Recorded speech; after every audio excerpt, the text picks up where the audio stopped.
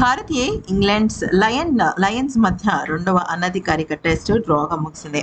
అయితే ఆల్రౌండర్ తనుష్ కోటియన్ 90 పరుగులు చేసి నాట్అవుట్ గా నిలిచాడు.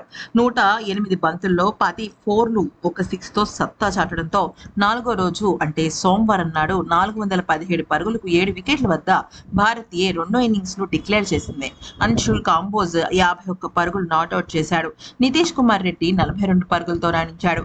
ఆట ఆఖరుకు ఇంగ్లాండ్ లయన్స్ రెండో ఇన్నింగ్స్ లో 3 వికెట్ల నష్టానికి 32 పరుగులు చేసింది. అన్షుల్ కాంబోజ్ 2 వికెట్లు పడగొట్టాడు. తొలి ఇన్నింగ్స్ లో భారత పరుగులు చేయగా ఇంగ్లాండ్ 327 పరుగులకు ఆల్అౌట్ అయింది. ఆఖరి రోజు ఓవర్ నైట్ స్కోర్ 163 పరుగులకు 4 వికెట్లు కోల్పోయి భారతీయ రెండో ఇన్నింగ్స్ కొనసాగించగా, ఇక జురెల్ 28 పరుగుల తన వ్యక్తిగత స్కోర్ వద్ద ఇంకొక 22 పరుగులు జోడించి నితీష్ కుమార్ రెడ్డి ఐదో వికెట్ కు అతడు 46 పరుగులు జోడించి ఇలాగా మంచిగా చక్కగా బ్యాటింగ్ చేస్తూ ముందుకు వెళ్లారు. కాసేపటికే సార్థుల్ కూడా అవుట్ అయినప్పటికీ కూడా తనుష్ కోటియన్ అద్భుతంగా బ్యాటింగ్ చేశాడు. అలవోకగా బౌండరీలు బాదాడు. అన్షుల్ కాంబోజ్ తనకి చక్కగా సహకరించాడు.